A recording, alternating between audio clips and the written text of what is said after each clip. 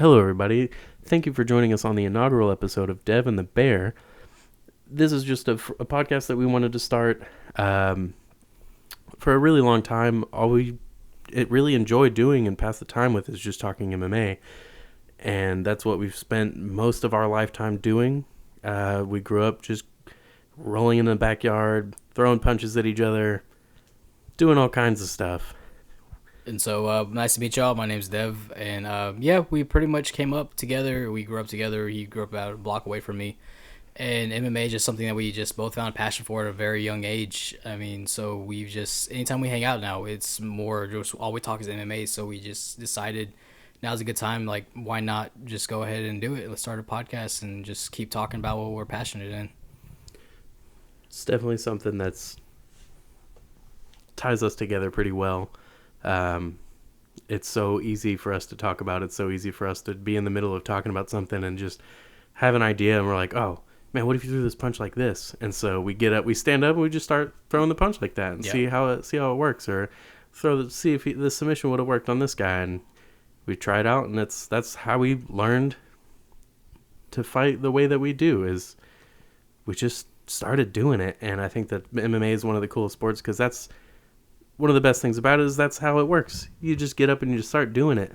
And then that leads to practicing, and it works out really well. Yeah, I mean, I think for years we would just go in your backyard and just beat each other up. I remember even, I think probably about, 10 years ago, we both, on Christmas, both had black eyes because we were both sparring each other. Yeah, and that's a result of being an idiot. And one of us had a pair of boxing gloves, the others didn't. And we just started throwing at each other. I think now's a good time to ask you this. So when exactly do you remember falling in love with MMA? Like, what was the first thing that made you say, I want to keep watching this? I remember being at a family friend's house, Cam and Scott, and Scott was watching a fight that had Chuck Liddell headlining the card, and I remember that Mirko Cro Cop was also on there. It may have been in like a UFC Unleashed or something. But it was just so cool watching these guys do that. And I was a really bad kid growing up. I loved to fight and get in trouble at school. So seeing this, and this is just what they do, I was like, oh, well, that's really cool. So I got into it super easy. And those two guys were really easy for me to get into. Chuck Liddell was kind of a bad guy and knocking people out, just running backwards, knocking people out. Yeah. So whenever he moves forward, he's even more dangerous. And then seeing Mirko Cro Cop knock people out with head kicks, that was wild to me. Yeah. So it was something that helped me channel a lot of things in my life into fighting and doing it in a more productive way. And that's when we started going to the backyard and just doing that, and it was a good time. How about you? Yeah, same. I would say I think my first UFC event I ever watched, and it just immediately fell in love with it, was UFC 101, when the headliner was BJ Penn versus Kenny Florian for the lightweight title. When BJ Penn was on this, it was a great fight. It was just BJ Penn was on that historic run when he was considered the best lightweight of all time. And then I remember Anderson Silva versus Forrest Griffin was on that fight. And I was a huge fan of Forrest Griffin. I remember even as a kid. It's hard not to be. What's that? It's hard not to be. Yeah, a huge fan of Forrest Griffin. I always wanted him to win. And then this guy goes out there and just completely evades his punches. He looks almost like he's in the Matrix fighting Forrest Griffin, knocks him out. And from then, I could not stand Anderson Silva when I was younger. I was like, dude, I don't like this guy. But, I mean, looking back at it now, I mean, there's a reason why he's considered one of the greatest of all time. Absolutely. For sure. Yeah.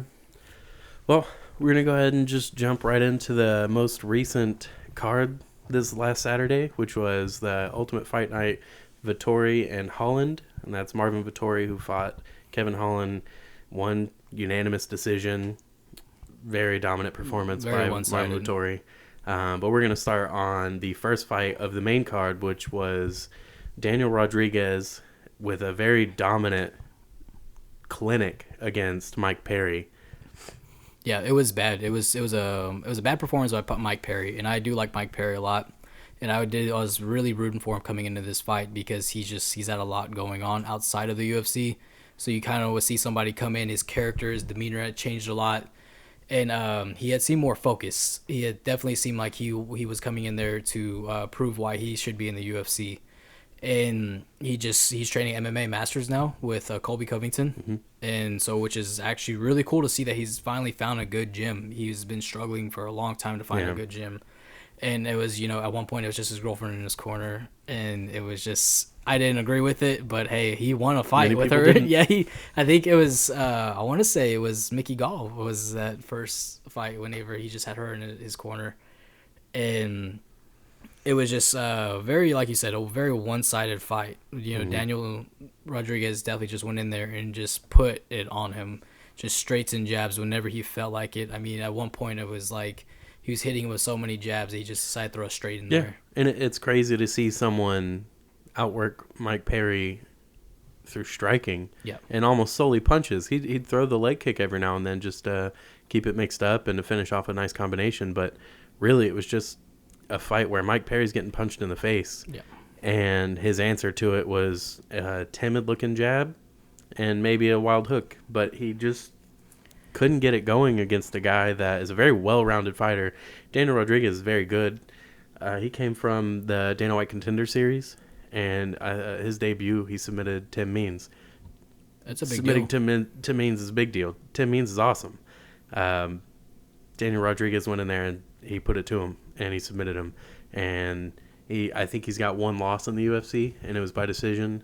So now he's beaten Mike Perry by decision. So it kind of shows he can hang in there with anybody, and he can put him down. It doesn't matter if it's late in the fight or if it's by decision or if it's by submission. So I think he's going to be a problem for people. What sucks is, even though it was a really good win over against a really tough guy, the story isn't Daniel Rodriguez beats Mike Perry. It's Mike Perry beats Mike Perry. Yep. Something's going on mentally. Something's going on physically. Just something's going on, and that's what people are going to pay attention to. And that's what's kind of hard to watch is because, Mike Perry, he's been training boxing since he was 11. And the entire time in that fight, he just looked so scared. He just looked like he was psyching himself out. I don't want to say he was scared because, I mean, he's going in there. He's Mike Perry. He doesn't give a fuck, honestly. Like, he was in there to fight, throw down. He wants to bleed. He wants to have a good fight. And he looks too timid. He looked like he was just overthinking himself to where, I mean, everything. He was just taking jabs and looking right at Daniel Rodriguez the entire time. And it sucks for Daniel Rodriguez because no one's going to talk about this win that he had. Everyone's going to talk about, like you said, Mike Perry losing to himself, and it really just kind of, it's kind of sucks to see it because Daniel Rodriguez, I'm sure, works his ass off. And to see that happen, it just really sucks. And because look at some of the last guys that have beat Mike Perry, guys like Jeff Neal. Jeff Neal had a chance to, against Stephen Wonderboy Thompson. And so Mike Perry's name holds enough value, and guys that are able to put out Mike Perry or show dominance against Mike Perry are able to kind of go to that next level. And I do feel like I don't want to call Mike Perry a gatekeeper yet. I feel like it's still too soon. He's still young. He's only 29. And I don't want to call him a gatekeeper, but I mean, I don't even think the way he's fighting lately, it's really to be a gatekeeper in the UFC. He's probably going to be fighting somewhere in some regional organization, even with the talent he has.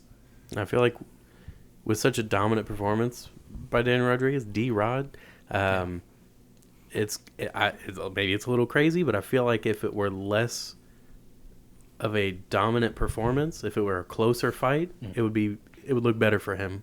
It would look better for him if Mike Perry showed up. As Mike Perry and went out there and fought, but he didn't. So Daniel Rodriguez fought a shadow of Mike Perry, and that's how people are going to see it. And, they talk about sometimes with these guys, they have kids, and they say fatherhood changes you a lot. Platinum Papa. Yeah, Platinum Papa now, and I love that nickname. And I really hate to see that happen to him. I wonder if that's the case because, Cody Garbrandt, when he had his first son, he took a couple losses. And, it kind of happens. Sometimes, your mentality changes, your want and your drive changes. Granted, I don't have any kids yet, but I mean, I talk with friends who do have kids, and they talk a lot about that. Their demeanors change as their kids get older and stuff. So you think maybe him having a kid now, he understands maybe there's a bit more of a severity to going out there and just having some crazy fights. Yeah. Maybe you need to fight smarter. Yeah. But he doesn't know how to fight smarter yet. So when he goes out there and he just doesn't know what to do, and he's trying to play it safe, but he's also looking for that one punch knockout. Right. which it just isn't going to happen if you're that timid, if you're that inside your own head and you're overthinking every little movement you make while the other dude's just popping you in the face left and right. Yeah. That's not going to happen. And that's what he just was overthinking it, and it sucks that he looked like a deer in the headlights the whole time. Yeah. And Mike Perry is known for being very strong, especially at 170. And I mean, the second he would take down Daniel Rodriguez, he was able to get right back up, which says something a lot about Daniel Rodriguez's takedown defense, and his strength is that he's just Mike Perry didn't know what to do with that. He's used to whenever he wins, he's steamrolling guys. And that's what I was saying. Daniel Rodriguez is a guy who's comfortable anywhere in the fight, late rounds, on the feet, on the ground, literally anywhere. This guy's going to be good. And all of that was overshadowed because Mike Perry did not show up. Yeah. But I'd say give Daniel Rodriguez one more win, either whether it's a dominant performance, a submission, or a knockout. I think everyone's going to start learning his name pretty quick. Yeah, for sure. And I think it's well deserved. He looked great in that fight, and I want to see somebody like that succeed. He's training his butt off, and he's earning it, and he's doing really, really good, And so, that being said, I feel like Mike Perry, if he's shown that he can do some pretty decent wrestling. If he goes in there and it may say he does want to fight smarter now, utilize that wrestling. Yeah. Start training with Tyron Woodley. Give Tyron Woodley a job. yeah. If he can go in there and start taking guys down and pummel them and look like a old school ground and pound fighter, that'd be great. I think that would be a really good turning point for him. He has the aggression for it to be, almost like a Mark Coleman style, like just king of ground and pound. And if he can stop getting punched in the face, he might have the cardio for it too. Because he may slow down, he may get tired, but he doesn't ever let up. He's always pushing forward. He's always trying. You saw what happened whenever he broke his nose. Yeah, he doesn't slow down. He just kept going. Took all the punches in the face after the nose too. Yeah. And so the thing is, like, I would like to see Daniel Rodriguez, especially after a performance like that, kind of go into, probably get a top 15 opponent. I mean, what's crazy right now is looking at the rankings now, and you see that Robbie Lawler is ranked number 15. Yeah. Who would have thought that would have ever happened? Yeah. I mean, it's crazy to think that at one point everybody thought he had fallen off. Yeah. And next thing you know, he's got one of the most iconic fights with Rory McDonald. Yeah. Crazy. It's just insane to see him like just that low. It's because like he completely had a resurgence of his career, and to see that he's just kind of there now in the division, it's like what's going to be his next move. I mean, I'm not opposed to him retiring also, because he's been around for years. Done enough. Yeah, he's had a great career. He's beat very great guys like Rory McDonald. He's knocked out artists like Melvin Hohen. What was that?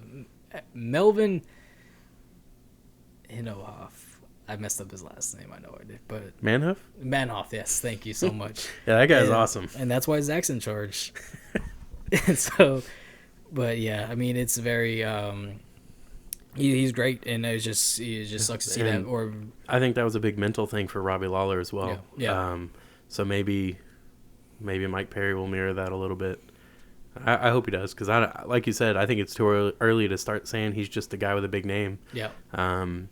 So I think for their future, Daniel Rodriguez get another win. Yeah. Honestly, it doesn't matter how. People are gonna learn you one way or another. They're gonna learn to respect you. And Mike Perry, you need another win, but you need to start figuring yourself out. Yeah, because he just, whenever he builds up the hype after a win, he loses next fight. He can't keep the hype, and it sucks to see it. What about Daniel Rodriguez fighting your boy Sean Brady? He's ranked number 14 right now, top 15 opponent. I feel like it's a little early for Sean Brady. I think Sean Brady would be absolutely up to the task. Yeah. And I think that would be a really good fight. That being said, Daniel Rodriguez went to decision against a Mike Perry who was almost not fighting back. Sean Brady would maul that Daniel Rodriguez. Yeah. If they fight, if Daniel Rodriguez goes and fights a bit more aggressively and is not just sticking to a 1-2, maybe it'll be a better fight. But I think Sean O'Brady goes in there, stiffens him up a little bit with his punches, and then takes him down and knocks him out. Right.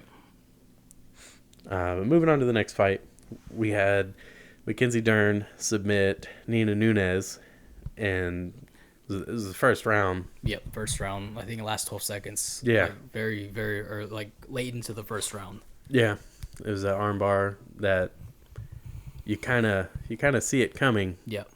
It's, and there's just nothing she could do about it. And once she got a hold of that arm, she was just pulling at it, waiting for her to yeah. give up. And the second she did, it was over. She tapped real fast. Yeah.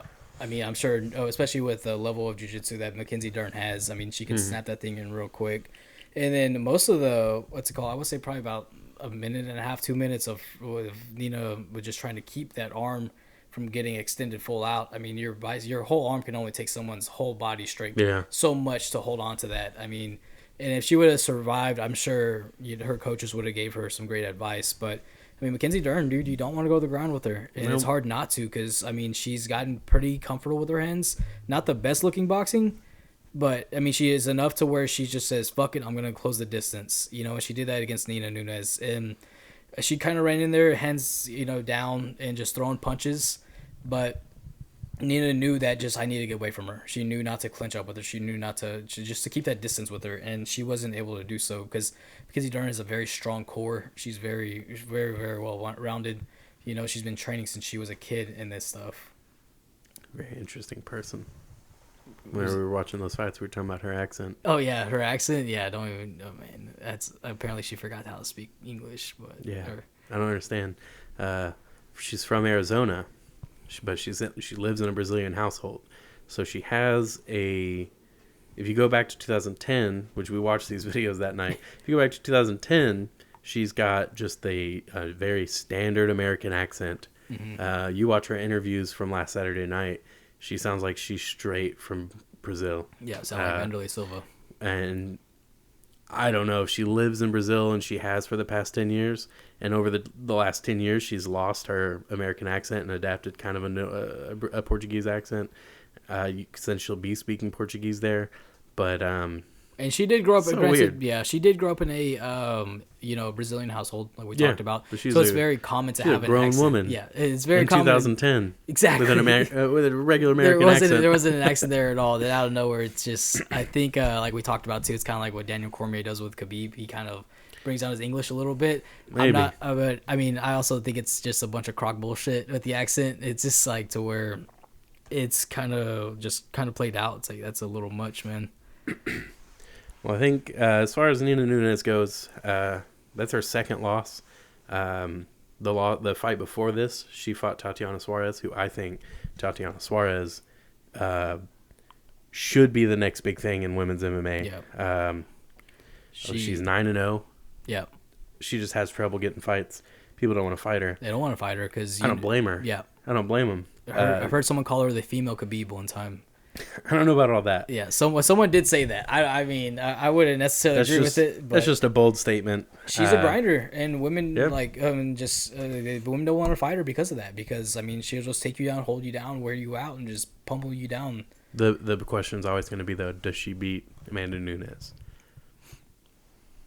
Does the Tatiana Suarez beat Amanda Nunes? Yeah. No, absolutely not. No, Amanda Nunes has a great ground game, just as good as Tatiana Suarez. I'm sure of it, and she also could easily knock her out. She's so aggressive and so strong. Yeah. Mackenzie Dern. You think Mackenzie Dern is going to get that shot against Amanda Nunes, who is the partner, the romantic partner of Nina Nunes? No, I think I would say that. That'd be an interesting story. It would be interesting. It'd be kind of, it would definitely be different. But no, what's it called? I think Dern, she's at strawweight, so they're champion. She's gonna have to fight Valentina. Yeah, I'm just saying. Just in general. If you're a women's fighter right now, Amanda Nunes is the person to beat. Yeah. At any point, you got to beat Amanda Nunes. Just like with Ronda Rousey, everyone wanted to beat Ronda Rousey. Yeah. And now that it's Amanda Nunes, and Cyborg, everyone, it didn't matter what weight class you were in, you had to beat Cyborg. Yeah. Ronda Rousey never got to fight Cyborg, but everyone was like, well, you got to fight Cyborg. Otherwise, how are you ever going to be solidified as the greatest women's fighter of all time if you don't beat Cyborg? Miesha Tate fought Cyborg, didn't work out for her. Yeah. Ronda Rousey beat everybody except Cyborg, and then Amanda Nunes came in and beat Ronda Rousey, including everybody else in her division, and then beat Cyborg. Yeah. And has beaten Miesha Tate, and has beaten Holly Holm. Yeah. I think Nunes is the one to beat, but I don't think anybody beats her in her whole No. career. I mean, that's what I remember after she beat Felicia Spencer. I was watching the fight with a buddy, and I was just like, she should just retire. Honestly, I mean, if she does it because she loves it, for sure, keep doing it. But it's like there's no competition for you. You're no, but I steamrolling don't everybody. think that means you should retire. Yeah. When you look at Khabib, he just kept going and going. Yeah. I think it took him a while to get the championship because of the style of fighting that he does, the wrestling, the grinding. People, that doesn't bring a big eye to the sport. It doesn't bring in a lot of money. So he's not going to be the guy that they're going to jump to for a title shot. But I don't think that she should retire after a few defenses like Khabib did. Right. Khabib had things go on in his life. His father passed away, and his father being his head coach is one thing. Amanda Nunes clears out her division. She's running 2 divisions. She clears out 2 divisions. I don't think that she could ever do strawweight. I don't think that's something that she should do. But I think that strawweight challengers can come up to fight her. Yeah. So I think she does have access to strawweight. So Mackenzie Dern is someone that she could fight. Mackenzie Dern is a very long fighter. She could put the weight on. She could go fight easily. I mean, she's missed weight enough to let us know that she can put the weight on. So yeah, I think it doesn't matter what weight class you're in women's MMA right now. You're always going to be overshadowed by Amanda Nunes because she's set such a precedent for female athletes, not just fighters, but female athletes. The amount because she's not just a dominant fighter, she's puts people away, and the way that she puts people away is just devastating. You don't expect at all. I mean, look what she did to Megan Anderson. Megan Anderson's supposed to have great stand-up. Yep. And she does. She does have great stand-up. But I think that's one of those things where people don't realize how hard Amanda Nunes is going to hit you until she hits you. Right. And she's going to stun him every single time. Like I was saying with Sean Brady, I don't think people realize how fast and heavy-handed he can be. So once he starts hitting them, they get stunned, and he starts taking them down, and he just dismantles people. Right. And that's the same thing with Amanda Nunes, but I think the level that she's at is just so much ahead of everyone else. So as far as I'm concerned, or rather, in my opinion, if you're a women's fighter in the UFC, Amanda Nunes is the person to beat.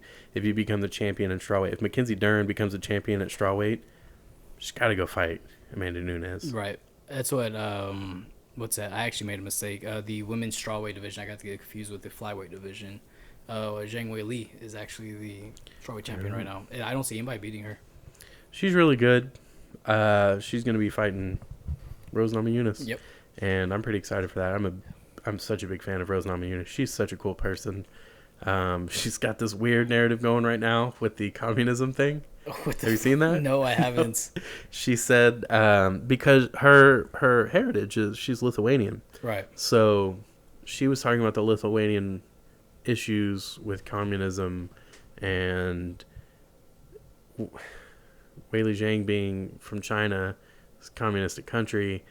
She's the main quote that I saw all over the internet was better dead than red, and she said, Weili is red, so I'd rather be dead than lose to her. I was like, oh wow,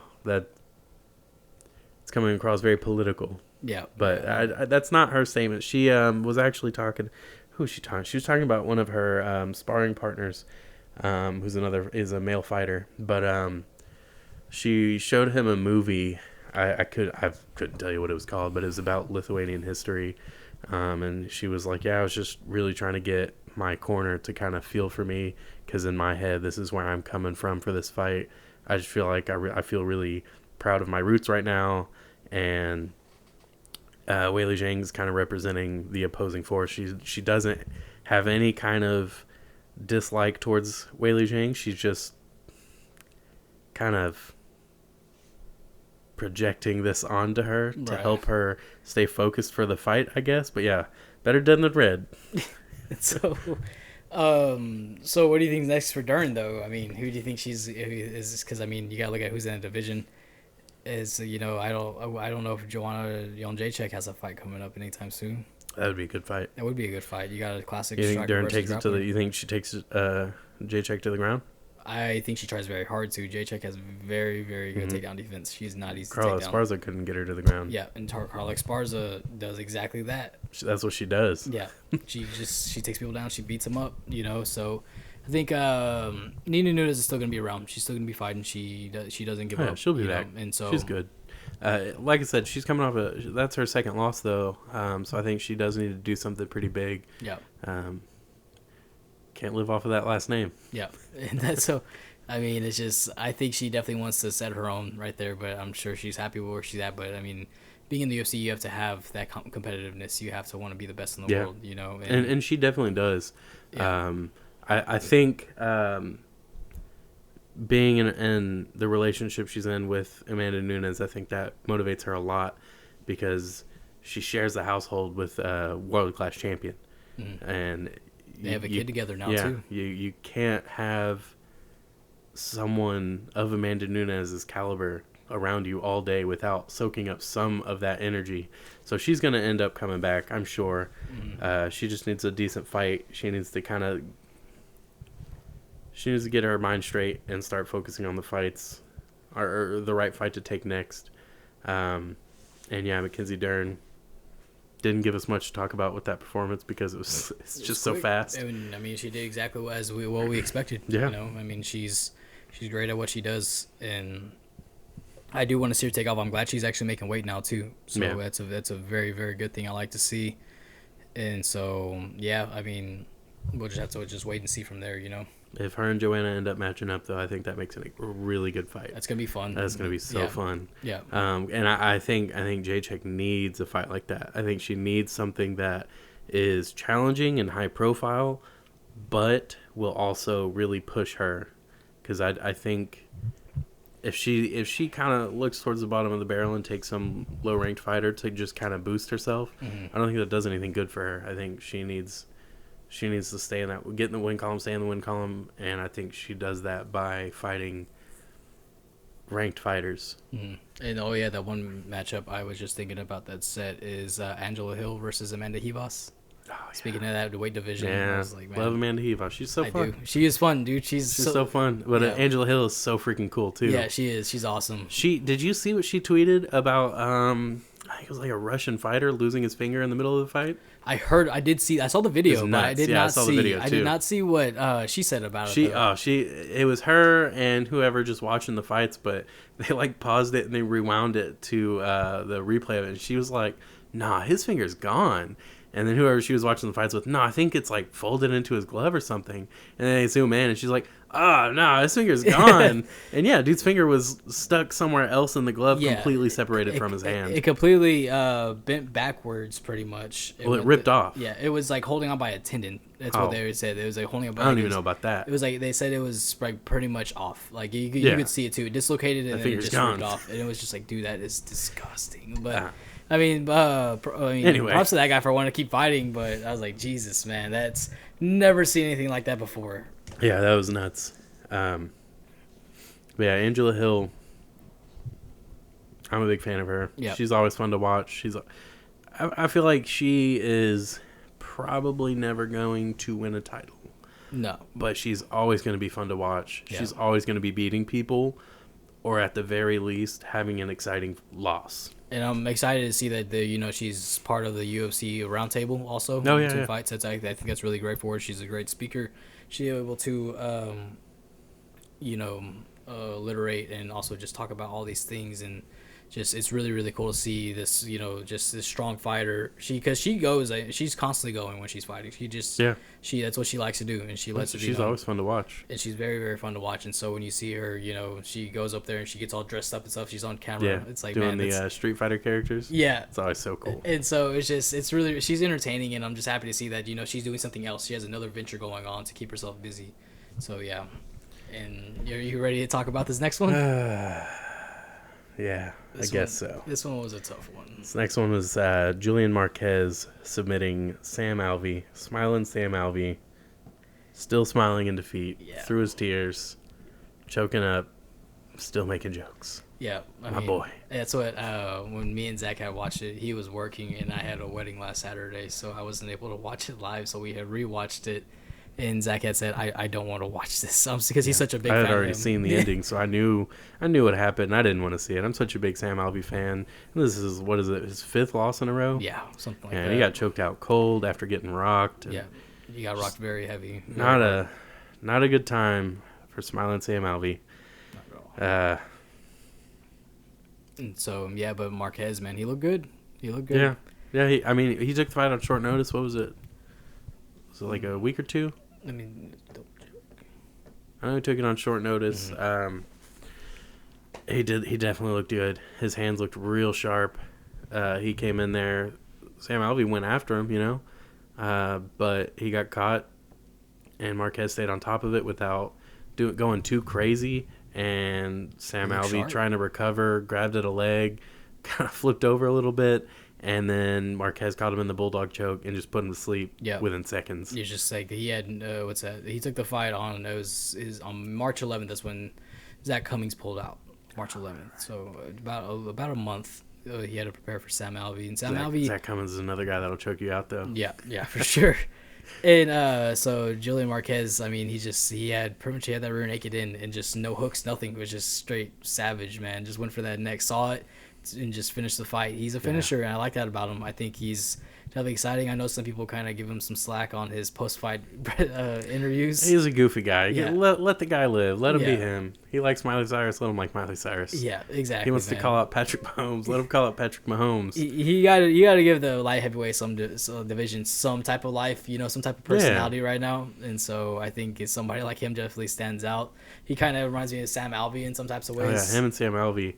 That's I called you whenever they announced that he was taking the place of Zach Cummings. I was so excited for that because I love both of the guys. So Sam Alvey losing was pretty sad, but Julian Marquez winning, pretty cool. Yeah, and it's nice to see. Marquez has picked up 2 wins since he came back from his injury. Yeah, he was out for I want to say 2 years. And the Cuban Missile Crisis. Yeah, I mean he looked good. He looked good. He was throwing crisp straights, crisp jabs. I mean everything he was throwing, he was connecting with. Who do you think's the next fight for him?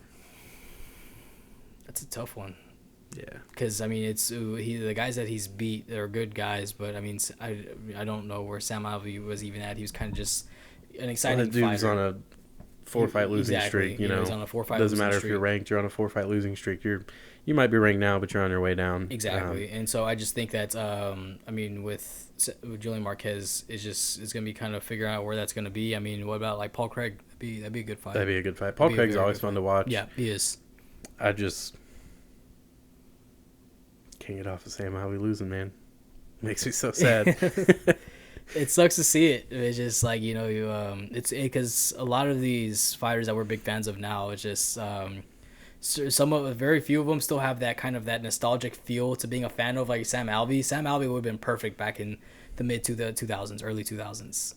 He would have fit just right, especially with his wacky personality. Well, he started off on the Ultimate Fighter. What season was that? I want to say... Oh, man, I can't remember what season it was, but I remember he came in there and knocked the dude out in 1 punch, 8 seconds. It was crazy. He was on the Carwin versus Nelson season. Yeah, that's what I thought. I was thinking it was a heavyweight, but my first thought was the Lesnar Dos Santos, but I was like, no, that's too far back. And they're middleweight, by the way. You said light heavyweight, they're middleweight. Oh, sorry. Yeah, you're good.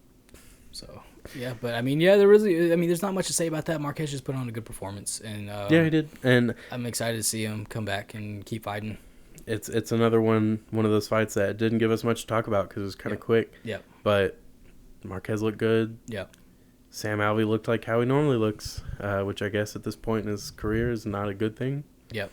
But as far as what's next for Sam Alvey, I hope he doesn't get cut, but it looks like it's looking that way. Yep. It's looking that way. On a very long losing streak, especially in the UFC. And it doesn't matter if they were exciting losses. You're on a fight losing streak, and you're not, headlining cards. Yep. You're not amounting to anything. A loss is a loss of those guys, so you're gonna end up getting cut. And so, but Julian Marquez, on the other hand, is not ranked. Mm-hmm. So I think he went in there on short notice, which ultimately doesn't mean anything, but he went in there on short notice and he beat Sam Alvey, who, yes, was on a 5-fight losing, or is on a 4-fight losing streak, but he's still Sam Alvey. Yeah. It's still a dangerous guy. Beat Rashad Evans. Yeah. So he went out there, he did that. I think his next fight should maybe be a ranked guy. I'd Maybe like to see it. 15.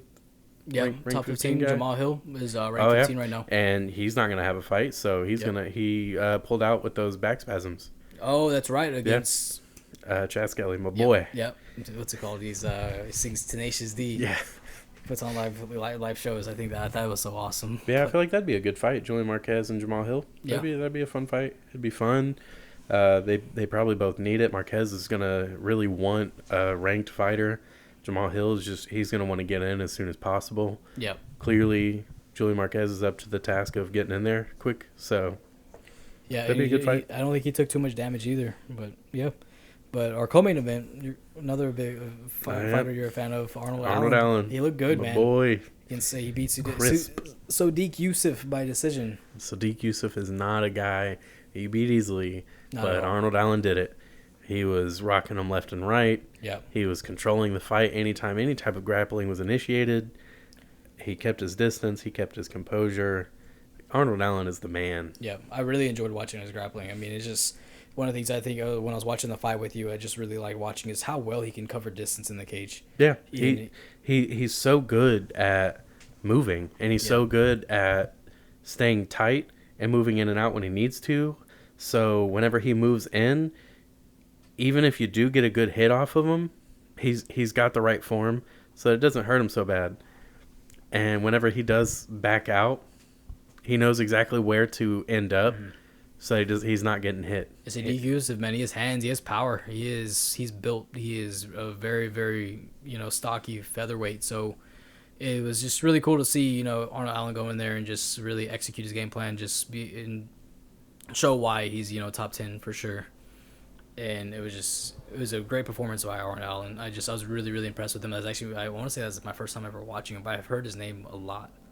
So I'm definitely going to keep watching him after that He's fight. Man, I think he's going to be a problem for a lot of people. I don't see him getting his first loss anytime soon, unless they try to shoot him up, because he's great. I don't think he's a guy that draws in a ton of attention, so I don't see him as a guy that the UFC is going to want to start skyrocketing up the rankings. He's already a top 10 fighter, so top 10 ranked fighter. So I don't think that they start giving him top 3 guys yet. So I think he's gonna, his next fight will probably be either someone ranked just underneath him or just above him. I really want to see him fight Calvin Kattar. That'd be a good fight. I know that's one of the fights that they were talking about him having next. And I think that is a really good fight for Arnold Allen. Mm-hmm. I don't think that's a good fight for Calvin Kattar. You really don't think so? I think Calvin Kattar needs to fight someone not so long. I think he needs to fight someone where he can get a win. Mm-hmm. He needs to fight someone that'll strike with him. I think Arnold Allen will strike with him, but at his own distance. And the second Calvin Kattar starts getting in on him, I think he takes him down. And I don't think Calvin Kattar is going to be able to handle the ground game of Arnold Allen. Right, because I do like Calvin Kattar a lot. I mean, he showed a lot of heart in his fight against Max Holloway, and even though we saw that night that the best is blessed for sure. Mm-hmm. But it was a good fight for Max Holloway. But I really, really like Calvin Kattar, and I want him to stick around for sure. And he'll be back. Yeah. His, like you were saying when we were talking about Mike Perry the other night, is that he's his nose, he's getting his nose broken, and it just seems to keep happening. Yeah. He's taking the damage, and it's starting to show in all of his fights. Whether or not that determines his output during the fight, I don't know. But I don't think Arnold Allen is the guy he needs to fight next. Right. So for the main event, kind of I don't know, I felt like it was very lackluster because I really like both these guys. Oh man, I'm cool with that. I know you were excited about that. Look, when a guy is as dominant as Marvin Vettori was against Kevin Holland in the main event that night, that is very fun to see. I think it's so fun, and of course, Marvin Vettori is my guy in that fight. I'm kind of tired of Kevin Holland. If you refuse to grow as a fighter and as a person, I can't get behind that. Yeah. Marvin Vettori, very good fighter all around, and he showed that. I know a lot of people were saying they don't think he's a great wrestler. And, well, he just took down a guy like 30 times in one fight. So no, I think he's a pretty decent wrestler. Takedowns in middleweight history, UFC middleweight history with 11. I mean, so 50-44 across all scorecards. That's impressive. Is he going to go in there and take down Derek Brunson? No, I don't think so. No. But I think he can take people down when he needs to. He can take someone he needs to take down. He'll take him down. Yeah. So I'm perfectly fine when you have a fight like that. I enjoy watching it. I enjoy watching someone when they are that much better than their opponent showing it. Yeah. I understand that maybe it's not the most exciting fight. My favorite fighter of all time is always going to be GSP. When GSP is better than someone, he shows it. Yeah. And I think that's fun to watch. So Marvin Vettori showed he was better than Kevin Holland. Yeah. And I think he showed that he was better than Kevin Holland in the stand-up as well. I don't think it was just the grappling. I think he definitely showed that he has a better fight IQ than him. I think the better shots on the feet were just thrown by Holland. But just Kevin Holland he wasn't doing a good job about keeping his distance. It was very obvious what Marvin Vettori was going to have to do to beat him. Short notice fight for both of them. Well, Holland just lost recently to very recently in the same exact way to Derek Brunson. Yeah, in a very dominated. He got dominated by Derek Brunson. He was just taken down and just talking crap the whole time. Derek Brunson's tweet saying he said he should charge Marvin Vettori for the blueprint. I mean, he's not wrong. I mean, he definitely went out there and did that. And I like Marvin Vettori, man. I think he's definitely gonna be fighting for a title very, very soon. Spaghetti man. Ravioli, give him the champioli. Yep, like, you said it now. Yeah. And I think he's not wrong though for making the call. He's gonna be fighting for the title. I think he should fight someone soon, or someone before. I don't think he should get a title shot yet. I think it's a little soon for that. Yeah. I'm really liking Marvin Vettori. I'm really liking his growth and how diverse he's showing his fighting style. He's not just a technical brawler. He'll go in there and he'll strike with guys, but he's shown that he can take people down too, and I really like that. And I think he needs to stay on that path. Mm-hmm. I think he needs to take one more fight. Maybe try to fight. I think Derek Brunson would actually be a good fight. Really? Yeah, because if he beats Derek Brunson, he shows he can beat a strong grappler. Right. After he just dominated a strong striker. Yeah. I think that's a big deal. I think I would actually like to see him fight Jared Cannonier. Yeah, that'd be another good one. Jared Cannonier's good all around too. Yeah, I know that Jared Cannonier did break his arm in the Whitaker fight, blocking a kick. So he's out on the shelf for a little while anyways, and Vittori's gonna need a little bit of rest. So I think by the time both of them are healed up, ready to go, I think that's a good fight to make because he got the Whitaker fight coming up soon, and I bet you this fight's gonna decide on who Rizero Adesanya is going to be fighting next because right now, I mean, the UFC middleweight division is just a little bit on hold since. Yeah, I don't know if any of these fights coming up determine who Israel Adesanya fights next because you have Whitaker who is supposed to fight Costa, and yes, right. I feel like whoever wins that fight, I don't know, maybe not Costa, but whoever wins that fight maybe gets a title shot. But now Whitaker's fighting Gastelum. I don't think Gastelum should get a title shot if he beats Whitaker. I do think that Whitaker gets a title shot if he beats Gastelum. Right. So it's kind of a weird thing there since he's fighting Gastelum. But then where does Paulo Costa fit into that? I don't know. Maybe Paulo Costa comes back and Marvin Vettori fights with Paulo Costa. I think that'd be a perfect fight. I think that'd be a really good fight too. That'd be a great fight. You have Jared Cannonier and Derek Brunson, whom they could probably see each other pretty soon. That'd be a good fight. It's just kind of, like you said, it's kind of a weird thing in middleweight right now where all the different rankings are just kind of, all the ranked fighters are just kind of in weird spots. Especially now with Kevin Holland, he's going to be moving down. He's going to be moved down real fast. He's still talking about going to welterweight, and I don't even think that's a good thing for him to do. Just because I think middleweight's made for him. He just needs to change up some things. He needs to work on some things a lot. I mean, the way Vettori was just able just to take this guy down with just at will, in the same exact way that Derek Brunson was able to do it. Mm-hmm. I think Derek just what it is Kevin Holland just needs to work on a lot of things. I think he's just, I don't know how he would make 170. Honestly, I don't either. I don't sure, think he should do it. I don't think it's smart. I think it'd be terrible on him. I think it would take some and then whenever he does go back to middleweight, you're gonna feel like crap. Yeah, I think it's gonna take some years off his career if he does it, because he's already skinny. I think he's perfect for middleweight. I don't think going down to fight smaller guys is the way to do that. Who do you think Darren Till should fight next? Darren Till should fight next.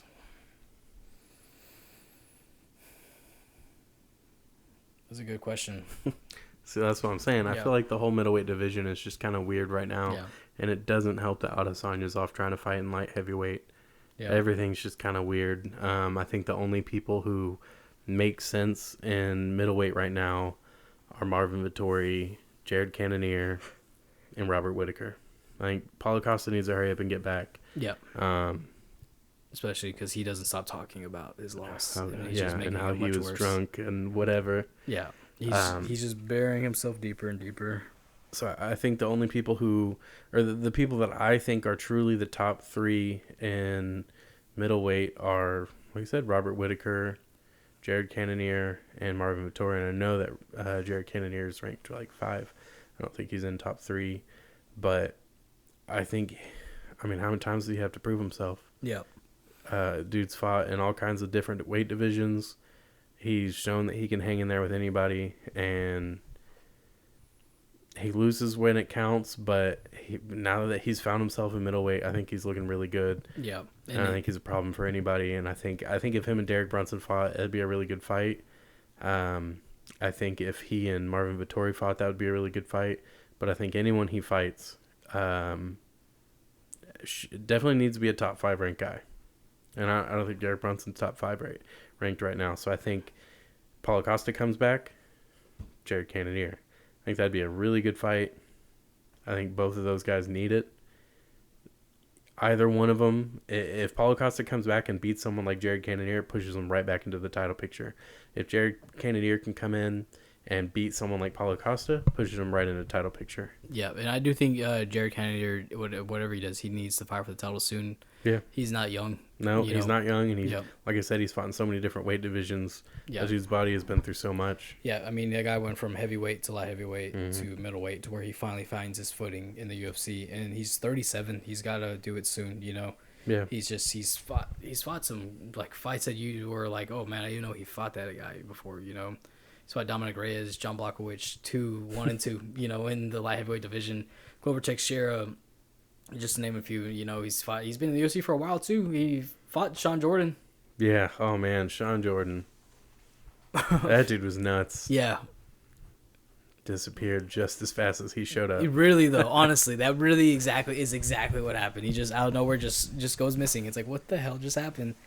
And it's funny you say it because I remember asking you, whatever happened to Sean Jordan? You're like, who knows, man? Who knows? Hey, who knows how he did some of the kicks he did? Who knows where he went? But yeah, so I feel like last Saturday's card overall I think it was really solid. Really good fights, even if they didn't end the way that they didn't end for the guy that you wanted to win. Yeah, they were still fun fights. Yeah, and I like Marvin Vettori, and I think everybody who won last Saturday is definitely somebody who's going to be doing something very soon, very big in the division very soon. Yeah, whether it's Daniel Rodriguez or Mackenzie Dern or Julian Marquez, Arnold Allen, Marvin Vettori, all of those people, I think all of their fights were definitely a statement for their weight division. So, yeah, I mean, it's definitely something good, but...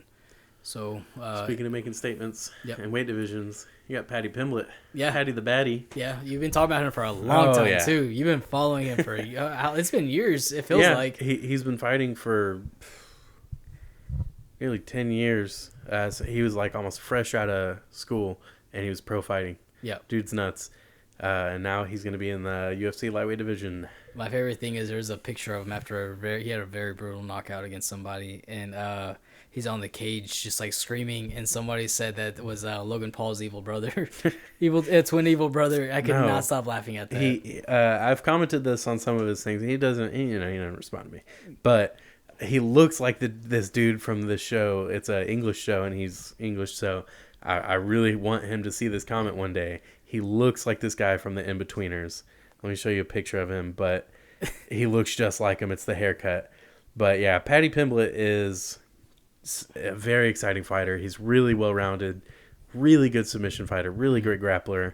Very fun to watch when he's striking because he'll throw anything. He'll throw hands, he'll throw knees, but it's all from a smart distance, and they're all picked shots.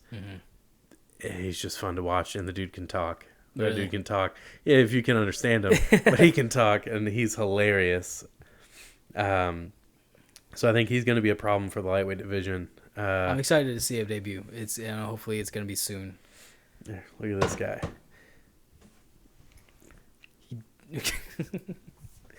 That's funny. I like how he has like that. His haircut cracks me up. Oh, Like, who still lets you walk around with that haircut, man? Just like his walkout song. Like, what is that? Oh yeah, All the chopped up songs. That is so funny. When you showed that to me, I remember we were in the car. You're like, I need to show you his walkout song.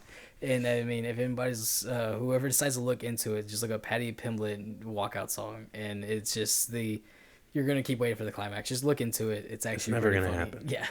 You're like I had said that day. I think whoever came up with his walkout song, whoever mixed that together, did it intentionally to make people angry. Yeah. Maybe I'm missing the point. Maybe this is something that is really cool and I'm just missing it entirely.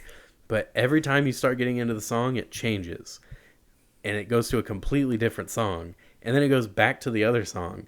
And just the way that he is, I can't help but feel like he did it just to piss people off. Yeah. It's so funny. It is funny, though. It cracks me up. But more drama in the lightweight division, or more news, excuse me. Yeah. What's it called? I don't know. It's very dramatic. What's that? But with more news in the lightweight division, so the Poirier-McGregor 3 fight is just there's been a lot of things said recently. In the last few days, it's been canceled and then brought back, all according to Conor anyway. It's been canceled and then brought back, and then not only has it been canceled and brought back, but now he's saying he's going to finish it. Yeah. And he's going to finish it in the 4th round, and just all kinds of crazy stuff. But essentially the issue is that Conor made his prediction. He said he's going to knock out Dustin Poirier with a head kick in the 4th round, and Dustin Poirier came back with, that's a nice prediction. You also predicted a big money donation towards my charity that never came through, and all hell just broke loose. Yeah.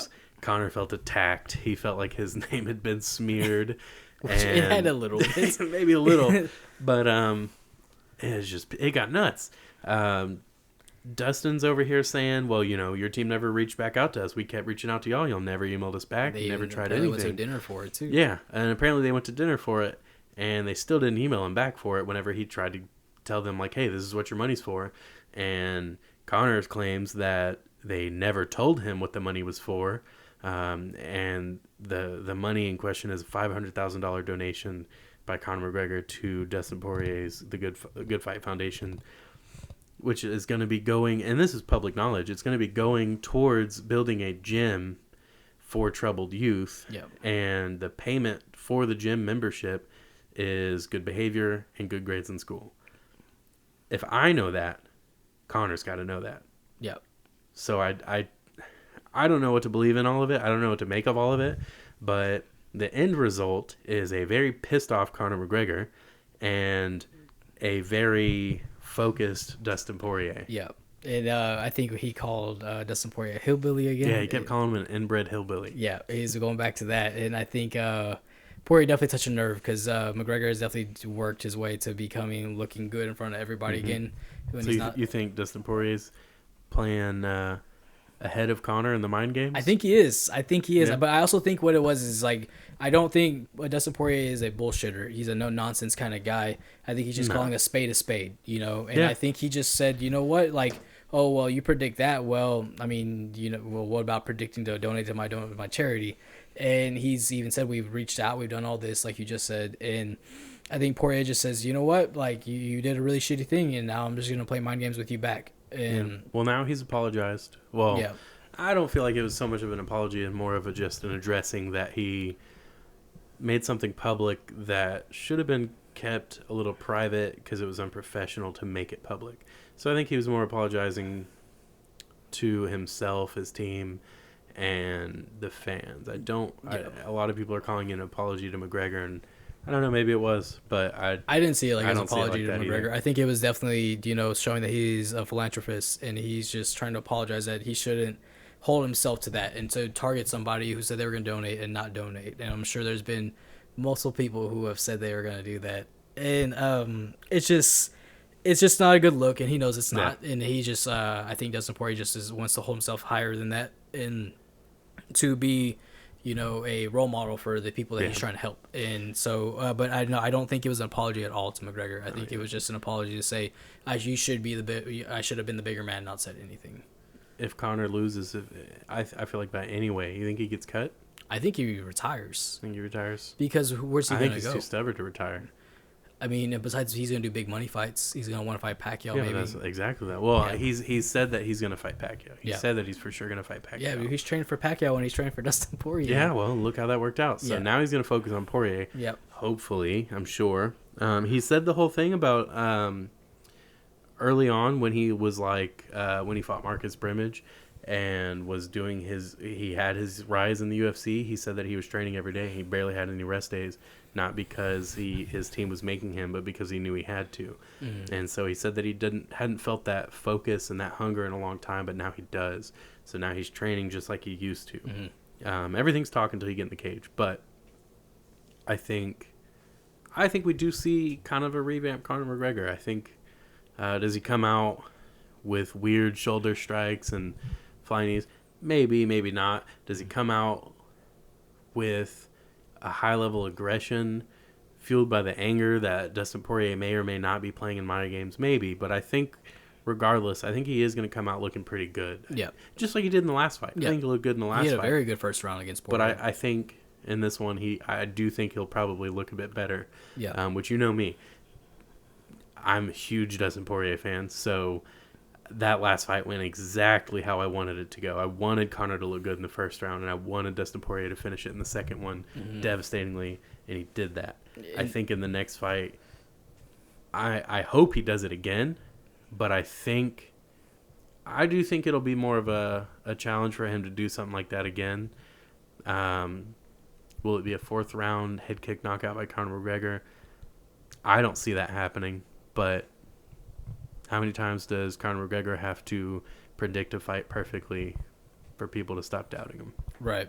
And I think it's just more about the hype, Yeah, and Yeah. he's a master at hyping fights, so maybe this is all a ploy that he knew he had to hype up this fight, so he started just saying things, and the second Poirier said something a little controversial, maybe he just really acted on it and really capitalized on it to Because make the build the hype loss for the mess with fight. his head. Yeah. It's probably been eating up at him because That's why they got such a fast rematch. yeah, it's getting to him a lot. And I'm a big Dustin Poirier fan as well, and I do like Conor McGregor.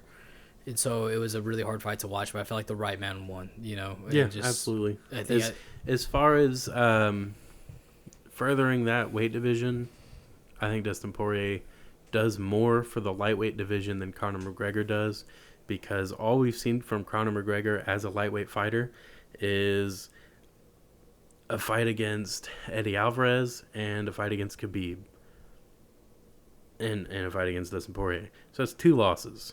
Mm-hmm. Has he had any other fights in the lightweight division? Nope. I don't think so. No, he has. So he's 1 and 2 in the lightweight division. I think if he wins that, he wins the fight against Poirier, say he gets a title shot, and that'll be against Chandler or Oliveira. I don't say he even wins those. Say he gets a title shot. I don't think he stays at lightweight. I think he retires, or I think he starts doing some weird stuff again, like boxing or going up to fight random people in random weight classes. I think Dustin Poirier does more for the UFC's lightweight division than Conor McGregor does. I think he's going to stick around, try to have some dominant championship defenses, and then retire. Dude's got a family, and he definitely stays true to them. He's got a charity, he definitely stays true to that. So he's got a lot to fight for, and I think he doesn't stop until he gets the belt and defends it a couple times. Yeah, because Dustin Poirier wants to prove that he's the best in the world, and I think he is the best in the world, honestly. Yeah. But we'll just have to wait and see. Can't say no. He keeps beating people, Exactly. What are they gonna say if he beats McGregor again? I don't know, because I don't know what to say now. I don't understand it. I think now he's got more people on his side, but I don't think it's because of Dustin Poirier. I think more people on Dustin Poirier's side because they just keep seeing Conor McGregor lose. But I don't think that has any merit to it. I think people lose. I think it's just like with Ronda Rousey. People built her up so much in their heads they thought that she couldn't lose, and then she lost, and everybody turned on her. And I think that's what's happening with Conor McGregor. And I don't think that has anything to do with McGregor as a fighter. He's still a great fighter. Look what he did to Donald Cerrone. Yeah. I don't care if people are like, "Oh, those are weird strikes." Yeah, they're strikes you see all the time. Mm-hmm. And he did it, and he beat Donald Cowboy Cerrone in 40 seconds. Yeah. I don't think McGregor is not the fighter he used to be. I think he is mentally all over the place.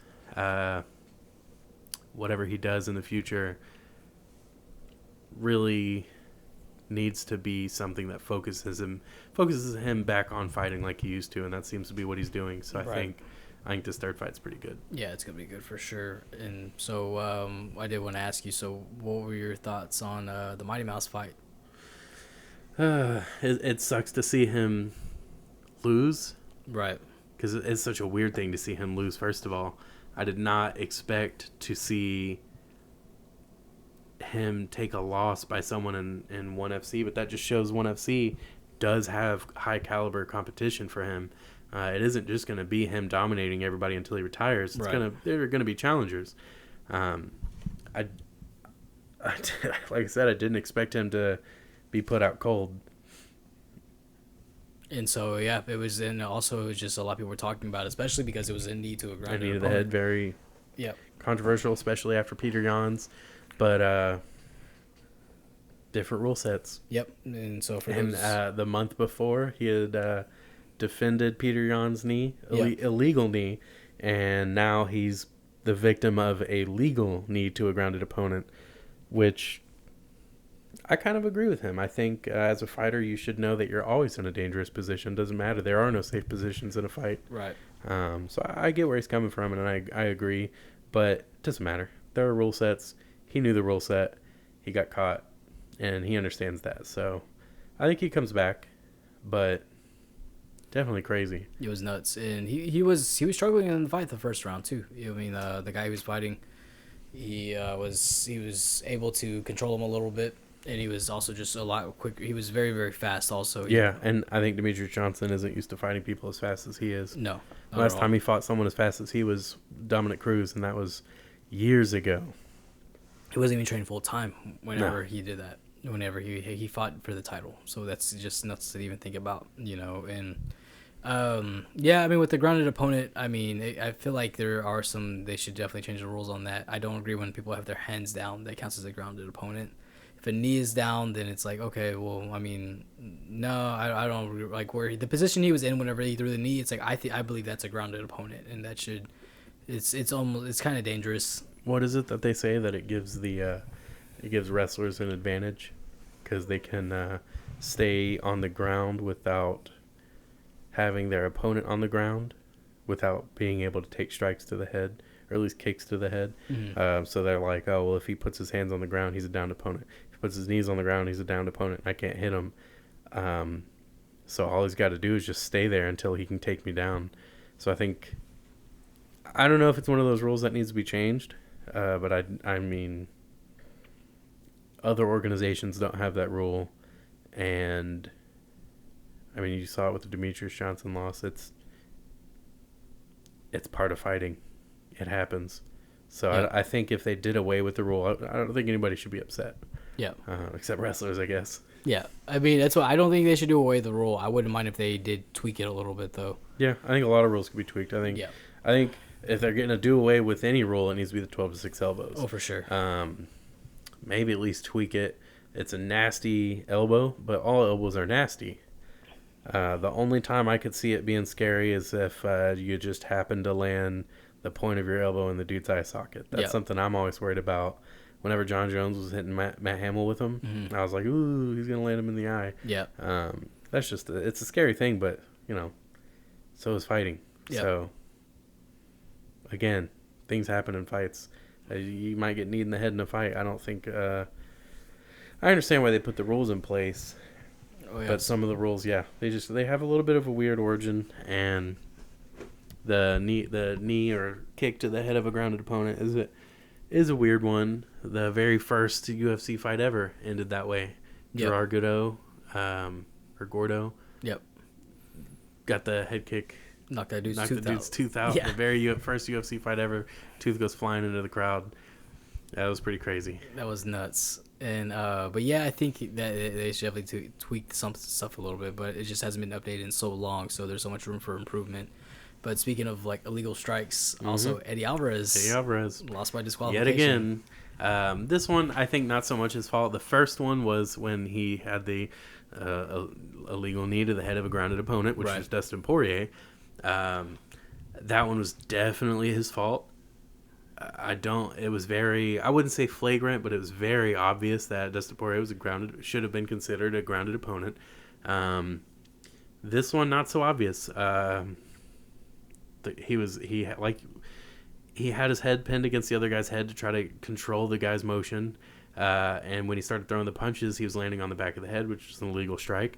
However, the guy moved his head as he was being punched. Yeah. So when you if you're punching someone in the face and they turn their head so that you hit the back of their head, that's not your fault. That's not an illegal strike. Right. The ref maybe will warn you, but generally, if the guy moves his head as you're punching him, it's not your fault. No one's going to say anything. Which is what he was doing. He was moving his head. And so which is weird. I was kind of talking about this with a friend. And one of the things we had said is just, whenever you're standing in, the perfect example I can think of with that was when Michael Chandler got knocked out by Patricky Pitbull. Yeah. And so whenever he turned his head into that overhand into the back of the head, and that was a legal strike, even though it was right behind the ear, pretty much the back of the head. And so while watching that, it's like, this guy's turning into them, and Eddie Alvarez was pushing on his head with his forehead to start punching him in the ear, start punching him in the face. I think even if you're using your head to control the guy, it doesn't matter if you can see what you're doing or not. What you're doing is what matters, and the ref saw what he was doing was illegal, and he warned him. But it was just real fast. Yeah. I think the ref could have said something a second time, and if Eddie just kept firing off those punches, then you stop it. Yeah. But he gave him one warning, and he yelled it, gave him one warning, and then called it off. Yeah, and then it just so happened that the guy was kind of starting turned towards the punches to the back of the head. Yeah. And then I think he could have got an Oscar nomination for that one. And so I don't know. I didn't really agree with the stoppage at all. I felt bad for Eddie Alvarez. I mean, he's definitely proven himself all over the world, and whether you like him or hate him, he's just trying to make a living, show that he's still one of the best, and he was winning that fight very decisively. It's not like he wasn't losing that fight, and I don't think that he was doing that much damage as much as the fighter was portraying him to do. But then again, I mean, I'm also not in the fight. Yeah, but we saw what happened. Yeah. Just like with the Peter Yan and the Aljamain Sterling, Sterling took a knee to the face. It doesn't get as rough as that. But the second he's up, he's wearing the belt, and then he's taking pictures with it. Yeah. It sends very mixed signals. This guy took punches to the back of the head. Punches to the back of the head are very dangerous. You have your spinal cord back there. You have a lot of stuff going on. It's tough because I understand it, but again, I feel like you kept throwing the punches there. You remember the Sakara and the Patrick Cote fight? I kind of do. There were oh man, they counted them. I think there were 12 or more punches to the back of the head before before Patrick Cote went out. He was out cold. Oh, and then after the fact is when they said, no, those were illegal strikes. So I think the ref was just trying to stop someone from getting hurt. Right, that's his job, and that's very important. Was it a mistake? Maybe, but in the moment, who knows? It's a tough game. It is what it is. Eddie Alvarez is going to do what he said. Like you said, he's trying to make a career. Now they're talking about him or Tyron Woodley boxing against Oscar De La Hoya on the Triller organization. I don't know how I feel about that. I don't know how I feel about the entire Triller organization. I think it's stupid. Coke's not cheap. Coke's not cheap. Thanks to Uncle Dana for reminding us. But yeah, man, I just I think I really would like to see Tyron Woodley and him fight. I think Tyron Woodley puts it on him. I think he needs it. And yeah, he does need it, and I think that'd be great because I mean you have it's kind of weird because it kind of reminds me of the Jake Paul like Ben Askren situation. You have a retired boxer and an MMA fighter just coming in. It really makes you think like, what does that do for Tyron Woodley? He gets a good payday from it. Yeah, exactly. That's what I'm saying. Yeah, he gets a good payday. He gets to be in the spotlight. He gets to, assuming he goes in there and beats Oscar De La Hoya, which he should. He needs it. He needs it to have some positivity. Yeah. He's got a lot of negativity right now, and I think a lot of it's going to come from himself. A lot of it's going to come from the UFC. A lot of guys getting cut. Alistair Overeem, Junior Dos Santos, several guys getting cut. Sam Alvey's probably looking forward to it. Tyron Woodley's probably looking forward to it. So, or not looking forward to it, but that's what they have to look forward to. They're probably going to get cut. If Tyron Woodley doesn't get cut, I don't know if he would be allowed to go fight under Triller.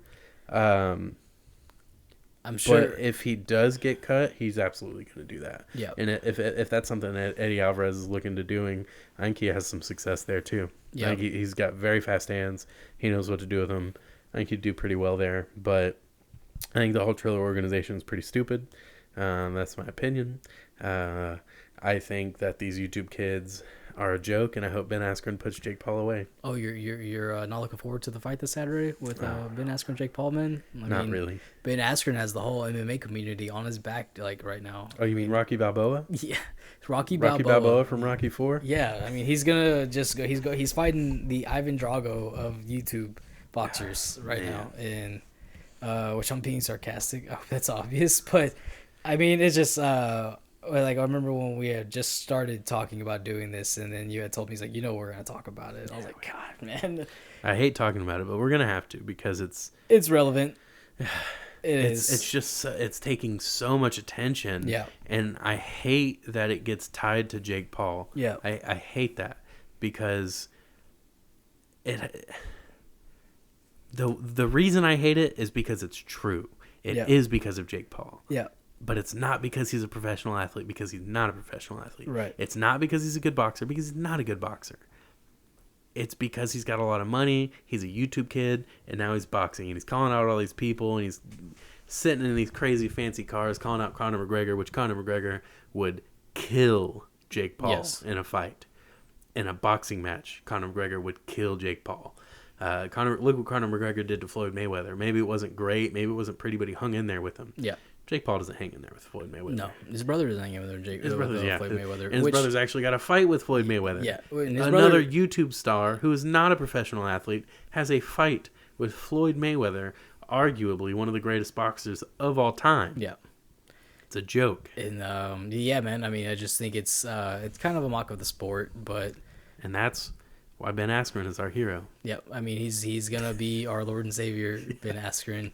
We got Funky Ben coming in to save the day. Ben. And I mean, what I really, really enjoy is how Ben Askren just does not care. He really doesn't, and he doesn't need to. He doesn't, because if he loses, he still gets a ton of money. He's retired. Yeah. What reputation does he have to defend? He's got no reputation left to defend because he's been humiliated because of Jorge Masvidal, which Ben Askren doesn't care about that either. And that is Ben Askren's reputation. He just doesn't care. He doesn't care. He's never cared. Whenever he was always bickering with Dana White and trying to get into the UFC, he never cared about that either. Yeah. So I think he's the perfect guy to go in there and do it. Which is crazy to say that Ben Askren is the perfect guy for a boxing match. Yeah. But that's what we got. And so definitely, I mean, it's nuts to me that Ben Askren's doing it, but just I think some MMA fans are taking the fight way too serious. It's just I mean, they're acting like the respect of the MMA world is riding on this one fight. On this one fight with a retired MMA fighter with a hip replacement. They only had three fights in the UFC, and one of them got knocked out in 5 seconds. Which, I mean, don't get me wrong, that will never happen again. And then the other fight, he got choked out cold by a jiu-jitsu guy, and I mean, some of the worst striking in the UFC in a match you've ever seen. And I like Damian Maia. And but yeah, no, it just wasn't a good match. So I just want to take this fight very serious. I think it's just entertainment value. Frank Mir's boxing on the card. Oh yeah, and I'm very excited for Frank Mir to be doing anything because I never thought that I would love Frank Mir, but dude, I love Frank Mir. He's so cool. He's such a fun dude. Yeah. Crazy to think that he's a boxer now, which Yeah. got a lot of people going to boxing right now. You got possibly Tyron Woodley and Eddie Alvarez. You have Frank Mir, who's boxing. Francis Ngannou is talking back and forth with Tyson Fury. Junior Dos Santos going to be doing bare knuckle boxing soon, probably. That's insane. I would not want to fight him. He's going to be so fast. Yeah. I think it depends on what organization he goes to. If he goes to Valor, he's going to have to fight Mark Godsbeard. That's going to be insane. I don't know how that works out for Junior Dos Santos because Mark Godsbeard is so fast. Yeah. And he's got long. So much power. He's big, dude. So that's a scary one. But on the other hand, I'm blanking on the name of the organization. But if he goes and fights in the organization that Josh Barnett is in. Oh, I know. That'd be the Russian one. Yeah, I don't know. That'd be a fun fight. That would be a very fun fight. I think both of those. I think Junior Dos Santos still has it with his hands. If he were to just do boxing, I think he still has it. But I think Josh Barnett is a lot to handle, even at his age. He's a lot to handle. He's still going in there and beating dudes. He's a fucking grizzly bear, dude. Yeah. Have you seen that guy? He's the Viking berserker. He doesn't. Yeah. He's the war master. He goes in there and he puts it on people, no matter what physique they're in, no matter what age they are. He goes in there and he's just this massive Viking with this huge beard. And he's just this, like you said, a grizzly bear. He goes in there and he just puts people away. You gotta respect to the bear. Yeah, I mean, and the guy's fought for years, dude. He's fought the best, and he also, you can't forget, man. This dude is single-handedly shut down a whole promotion. Like, don't ever forget about that. That's how much power this man has. Whenever he was able to shut down Affliction by pissing fucking nuclear waste, but he just. You know, but he is a good fighter, man. He's a former UFC champion. He's fought all over the world. He's fought almost everybody that you can think of. And he had a good time doing it. Yeah. And, I mean, even though I wish he was still in the UFC, I think whenever he came back, he really didn't get to show anything at all. Mm-hmm. Because even in Bellator. No, he was in Bellator, really? For a little bit. Didn't have a chance. Did not know that. Steroids, man. Yeah. Just don't do BED. That's what's crazy is, like, this dude's gotten steroids his whole career. His last one was the tainted supplements. Right. He got suspended, and he was like, but y'all never reached out to me. And they're like, yes, we did. And he said, no, I was out backpacking across the world. We told you that. Then you still went to my house? And they told him, well, you're not suspended. You're, what do they call it? Anyway, what do they call it? They didn't say it was a suspension, but they said he wasn't able to fight until they could get a proper test of him, and that is a suspension. So I don't know why they acted like it wasn't. Yeah, I guess they didn't want to call it a suspension. Yeah, but anyway, if Junior Dos Santos goes there, that's exciting. That is very exciting. I wonder what Alistair Overeem does if he retires finally. I feel like he should retire. Oh yeah, I mean, his older brother was a great fighter too, and he retired when he should have. So I think he'll take some advice from his older brother there. Alistair, it's just so crazy because he's just one of those guys, kind of like a Yoel Romero. He can hang with the best in the division. He's tough, and he always will. But the heavyweight's not a division to try to do that in. No, not at all. Because the second you start falling behind, you get hit with shots that human beings just can't handle. You look at the guys like Francis Ngannou. No one else is going to hit like Francis Ngannou. No. But someone is going to come along with power that'll rival Francis Ngannou. Yeah. Maybe not beat him, but rival it. Yeah. So if Alistair Overeem were to stay in the UFC, and if he were to stay active, he's going to be a gatekeeper. Yeah. And he's going to have to fight someone like that, and he's going to get caught, and he's going to get put away again. And that's what nobody talks about. Like, speaking of, like, it's just always changing. Is look at somebody like Shane Carwin, and I mean, that guy had power. He steamrolled through everyone. Yeah, met his match and then disappeared. Yep, it just couldn't stay healthy. And the dude had I think it was a pro boxing match with his arm tied behind his back and won. I can't remember who was that he boxed, but he did do that and he knocked that dude out. And I think the second round, it's just with one arm. He has the God-given ability to put anybody to sleep, and it's just crazy how he did it. I mean. And I was a big fan of his growing up watching him, but it just sucked. Once you're back starts going out, you just can't keep up with it, you know. And so, but speaking of heavyweight division, since this Saturday another fight's coming up, I'm a big fan of a fighter we're both big fans of. Yeah. So both of them. You're talking Andrei Arlovski, Chase Sherman. Yes. Oh yeah. Former UFC champ, dude. I mean, it's the other guy that's been everywhere. You know, he's a I wouldn't say a journeyman, but he's done it all though with Andrei Arlovski. Yeah, I wouldn't say journeyman either. He's been there, done that. Yeah. It's weird to call him a gatekeeper because he keeps making these runs for the title. He's fighting and then young he gets guys. Put back. He's fighting young guys, and he beats great. them. And he beats them. But he just lost to, was it Dawkins? Is that Dawkins? I don't think he fought Dawkins. He just lost. Oh no, he lost to the Frank Mir Jr. I'm something on his name. I know who you're talking about though. Let's see, I'll pull it up right now. But yeah, he just lost to Tom Aspinall, Frank Mir Jr. And now he's fighting Chase Sherman. I love Chase Sherman. Chase Sherman is hilarious, and I think if he's gonna keep fighting, he absolutely needs to win. If Andrei Arlovski is gonna keep fighting, he absolutely needs to win. So both of these guys are gonna make it an exciting fight. I don't think this is gonna go to decision.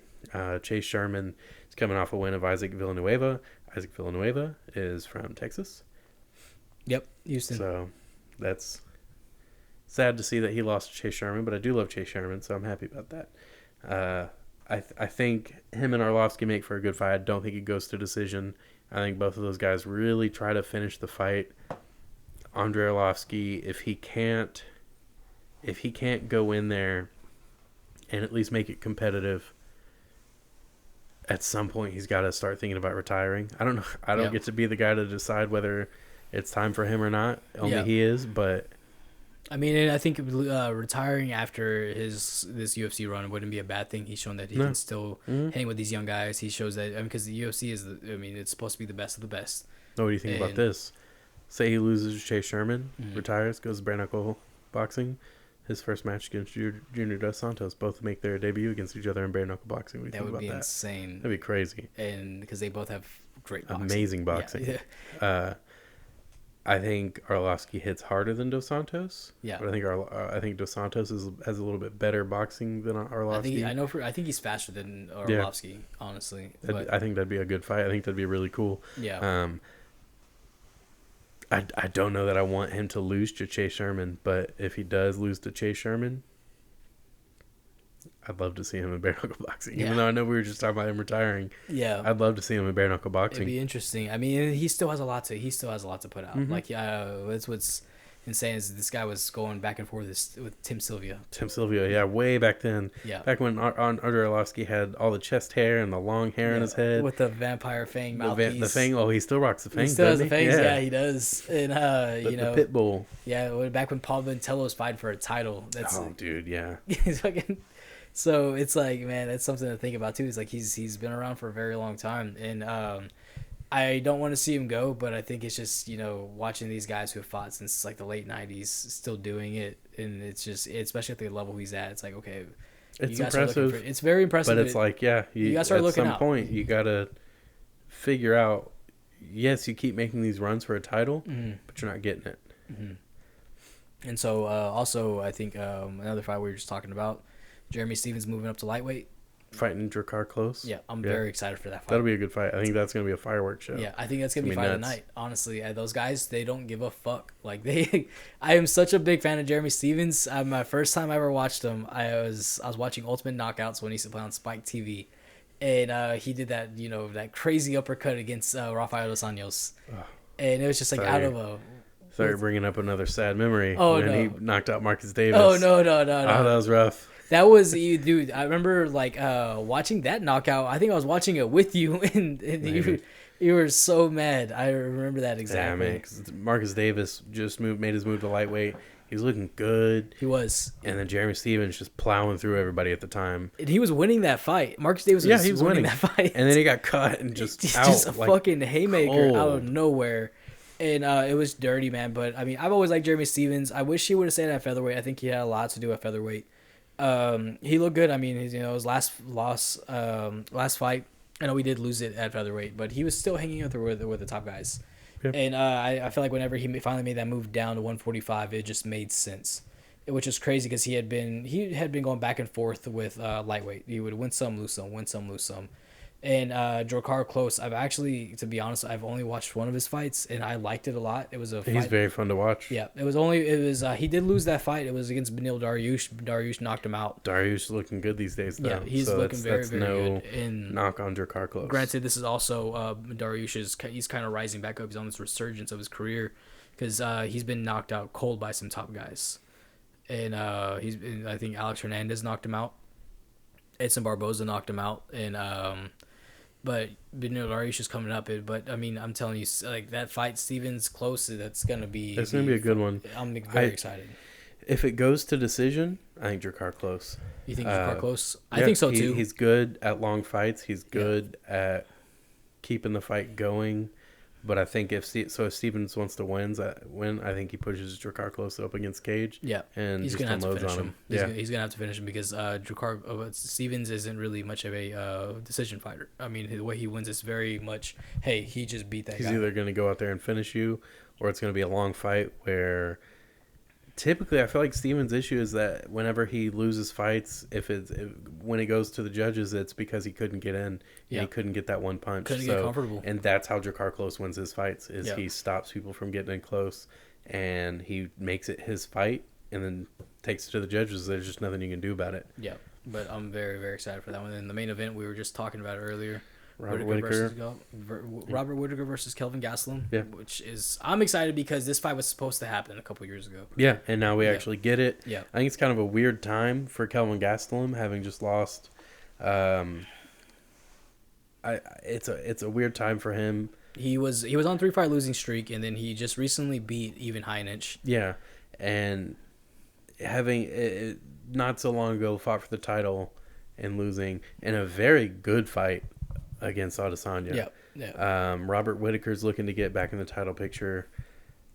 Kelvin Gastelum's the guy to do it against. I don't think that if Gastelum wins this fight, like I said earlier, I don't think he gets the title shot. You don't think so? Beating Robert Whittaker is a huge deal, but I think Kelvin Gastelum, if he wins this fight, maybe he fights Paulo Costa next. Yeah, I think if Gastelum finishes him, then I think he gets a title fight. Because that's saying a lot. Because it definitely is. Robert Whittaker's he's a tough dude. He's a very, very tough guy. If you can hang with him in the striking, that's a big deal. Yeah, and so I think it's gonna be a big deal if he's able to finish him. I don't think he does finish him though. But yeah, I mean, then again, he does have a very good 1-2.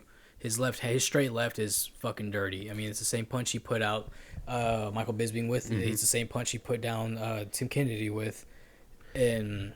I think Robert Whittaker is very smart when it comes to punches, though. Yeah. He tends to really know where people are swinging for. So if it's going to be stand-up, I think Whittaker takes it. I think Gastelum's best bet is try. It's been a while since Whittaker's fought a high-level fight that pushed him. I think if you push him, you see where he's at. Do your best to take him to deep waters. See what he can do. So I think Gastelum, if he goes back to wrestling, I think he might have some success there. Yeah, and it's going to be very hard to take down Robert Whittaker also and keep him down. Grind him, and do your best to get the 4th, 5th round knockout. Yeah, and honestly, I mean, with that one, I feel like Whittaker's going to take that one by decision. I think it's very, very tough to beat Gastelum. You have to be just a stronger wrestler. Most of his losses. Adesanya couldn't do anything. Yeah. And he was hitting him with everything he had. The last guy to finish Gastelum was Chris Weidman by arm triangle. And it's just being a bigger guy, being able to put that weight on him and stuff, and which Gastelum is a wrestler also. And he's been able to transition to this very pretty good boxer. But Whittaker he has very good stand-up, and I know a lot of people kind of forgot about it because he did get knocked out by Israel Adesanya. And let's talk about that then. Let's talk about, say, Gastelum wins. How does he do against Adesanya if he's given a title shot? If Whittaker wins, how does he do against Adesanya if he gets a title shot? That's the other thing. This is going to be an Adesanya who has just fought a light heavyweight. Yeah. The best light heavyweight there is right now, Jan Blachowicz. how do they fare against him? Yeah, and I don't think either of them fare very well against them. I don't either. I think Adesanya's something else. Yes. And now he understands what Polish power is. Yeah. So I don't think the power that Gastelum or Whitaker bring are gonna phase him as much. Because I don't really know what Robert Whitaker has really done since that loss to really make a significant, like, oh yeah, he's As far as changed a changes lot. in his game. Yeah. I don't. I think he fights a little bit more paced. Yeah. I think he goes in there a little smarter, which not to say that he didn't fight very smart against Adesanya the first time around, but He I think now he knows what. Yeah. I think, and that's because of his karate base. Mm-hmm. He just has a low stance, but I think now he understands that if you're gonna stand there with Adesanya, you have to understand range doesn't matter with him. Yeah. Distance doesn't matter with Adesanya. He will cover it. So you have to be ready. Gastelum, if he were to be given the title shot, I don't know. I don't think he is a fighter who can evolve a whole lot more. Yeah. At least for having watched his career since The Ultimate Fighter, he started off as just a wrestler. Yeah. And fell in love with his boxing. Yeah. But and has built a pretty strong base of it too, though. He really has, but I don't think his boxing is something that's going to beat Adesanya's style. Not at all. And I think, what's that, like going back to Robert Whitaker, I mean, he has become a little more technical. He picks his shots a lot better. But in his past 2 fights since losing to Adesanya in the first round against Darren Till, he got caught. He got caught very clean with a straight left in the same punch that he lost. Not the same punch, but the same hand. He got knocked out by a left hook against Adesanya. And then when he fought Jared Cannonier, he got rocked in the 3rd round. And I think that's something to consider. It's like, okay, there's still some things going on to where, something's not really changing to where you're still getting caught, and you shouldn't be getting caught because you have to fight very clean and very crisp against a guy like Adesanya, because I think Adesanya's perfect weight class is middleweight, Yeah, and him and Kevin Holland have very similar body types. Yeah. They're lean, they're long, and I think they're perfect for middleweight, just like Anderson Silva. Anderson Silva was very lean, very long. I think they're perfect for it. I think Anderson just also chose the right fights at 205 whenever he did go up to, Yeah. It's just back then it wasn't really about, double champ status or any of that. No, it was about dominating your division, which is what we need right now. Yeah. It would help out so much, And Gastelum, like, I think, especially with Gastelum, like, I don't really know exactly what he's gonna do to be so specifically capable to, if he beats Robert Whitaker, to take out Adesanya, because you'd have to think he's gonna try to take him down. Yeah. That's what Jan did, so that's what he's going to try to do. But the reason Jan was able to take him down is because he's a bigger, stronger fighter. Gastelum is bigger than Adesanya as far as just general body mass, but I don't think he's going to be able to take Adesanya down. No, I don't think so either. I think if he does it, it's got to be early. You have to set that precedent early with Adesanya to get him trying to keep you up from doing that again. In the way that Adesanya had tagged Kelvin Gastelum in the 5th round, I think that opening is still going to be there for him in the second, if they fight a second time. I do too, and I mean Gastelum had a lot of success standing up with Adesanya too, but it didn't win him the fight, and I don't think it would ever win him the fight. I think his best bet is mix it up, get some real serious takedowns in, get some decent ground and pound, maybe even a submission attempt. Yeah, I think there's a chance he probably could submit Adesanya. Adesanya, whenever he got taken to the ground by a stronger fighter, and I'm sure Kelvin Gastelum is a very strong base. But like we talked about, Adesanya, he's also, middleweight is perfect for him. But if Gastelum's able to get him down and control him, submission is going to be his best bet, because whenever John Blachowicz was on top of Stylebender almost looked like he didn't really know what to do. He looked kind of confused to where he just knew just to hold on and survive, and try to get back up. But who knows? Maybe that's that Polish power. Yeah. You just don't know. I mean, dude, John Blachowicz, man, he's fucking insane. Like, he's so good, and you got to give him the credit. I mean, he's really he's going through the who's who. I'm pretty sure him versus Teixeira will be up next. It is. Yeah, it is. Yeah, it's already set. I'm excited for that fight. I think it's crazy that Glover Teixeira is still in there. Yeah. Not just still in there, but getting title shots. Yeah. That dude, he's been 40 years old for a long time now. Yeah, he's the Brazilian fucking Randy Couture, dude. Yeah. Captain Brazil is coming. He's so good, and it's crazy. Because the way he fights, he picks his shots very well, and he has very, very good jiu-jitsu. Very good boxing. Very good boxing, and it's just this guy was coming up with Chuck Liddell. Yeah. Is like that's how long he's been around. He was Chuck Liddell's golden boy. Yeah, and what's even just he has been stopped before, and he has fought for the title before, and he's still able just to look past that and just keep going. And he's in his early 40s, and to know that this guy could possibly be winning the championship is insane. Yeah, well, yeah, we got a lot to look forward to. Yeah, for sure. This next coming weekend, and then the weekends after. I'd say that's the end of this episode. Yeah, I think we've kind of gone over everything going on this weekend, and thank y'all so much for everybody who might be listening out there. Please give us a like and subscribe. We have an Instagram account also, and yes, we do. Devin the Bear. Yep. So please go ahead, search us on Instagram, give us a follow. And so, yeah, I think we'll be coming out with a new episode very shortly to kind of talk about the results of the Whittaker versus Gastelum. And we'll be trying to do roughly 2 a week to talk about the previous fights and then talk about the next fights and just kind of keep that as a pattern. Yeah. I want to take a minute to say thank you for the design of our logo, which is by Gilbert Soul. Rely on Realness as his Instagram. His name is Gilbert Galvez. He is awesome. Check out his designs at GGalvezGraphX. That's his other Instagram account. And I want to thank Walter Lemus for the song. Antonio, congratulations on the baby girl. Thank you so much for letting us use your song for our intro. The band is Hope Era. His current band he's with is Mirror Lake. They're really good. Check them out. They got their new song out. Really good stuff for a lot of people. So just want to spread that positivity. Thank you guys so much. And we will see you guys next week.